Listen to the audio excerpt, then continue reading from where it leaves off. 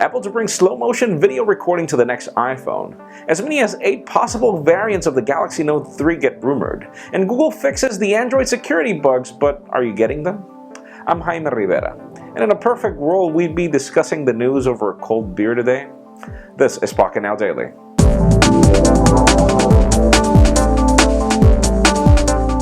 Let's start today off with the product announcements, as I know many of you are waiting for the HTC AXT, and I don't blame you if you get stuck with that name as much as I do. But still, the carrier is finally announcing that the phone will be available on July 19th, and you're paying $150, but then you get a $50 mail-in rebate once you send it in, and it pretty much ends up costing only $100. Not the best specifications in the world, but then again, you don't really need a Ferrari engine for Windows phones, so stay tuned for that.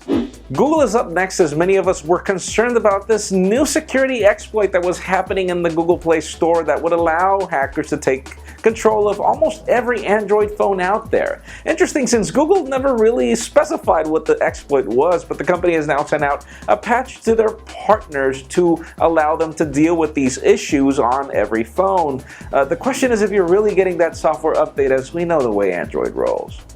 Now let's talk about the Samsung Galaxy Note 3, as yesterday we uncovered that there were as many as 3 variants out there being built for the phone. But as it turns out, it's actually closer to 8. 8 different carrier variants are going to be available for this phone, and the question is, why? Why do we need 8 carrier variants? What different technologies are going to be available in each of these different phones that won't be available to each of these different phones? It's probably something that worries us, but anyway, stay tuned. There's a lot of hardware space in the Galaxy Note 3 because of its size, so I'm sure that they can figure something out for that phone not to be, specific to one carrier and then not offer hardware specifics to another. Let's see how it goes. Up next, let's talk about the iPhone. We've received a lot of tips, a lot of photos of possible designs of the new iPhone 5S along with the new cheap entry-level iPhone. We've been very skeptical about these because a lot of them just seem fake. A lot of them just seem like cases that you can snap on the current generation iPhone 5. And in other cases, we've seen, for example, this Chinese phone that was running Android that was using the design of the possible cheap generation iPhone. Well, as it turns out, we've run into some more images. Apparently, we do get 5 color variants of this phone, which look kind of nice, but still, I take that with a grain of salt. We still don't know if these are the real photos of what the phone is going to look like, especially because we don't see a model number below that iPhone name, so stay tuned for those rumors. And finally, for the interesting news of the day, one of the cool features that was discovered in iOS 7 Beta 3 is something that allows you to switch into Mogul mode, and that pretty much allows you to film video at 120 frames per second. And what that does is allow you to film high-quality slow-motion video. But interesting enough, that feature was not included in the beta for the iPhone 5. That's pretty much a unique feature that's coming to the iPhone 5S, or at least so we assume. But anyways, that leads me to the question of the day.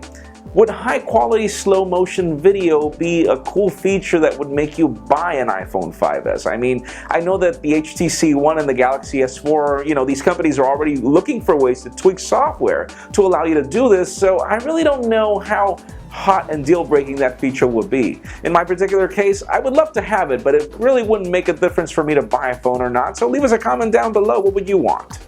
And of course, for an earlier scoop of everything that's happening in the smartphone and tablet world, make sure you follow us on Pocketnow.com, subscribe to our YouTube channel as well. You can also follow me on Twitter at Jaime_Rivera. Please give this video a thumbs up if you like what you saw. I am Jaime Rivera. Thank you very much for watching. We will see you tomorrow.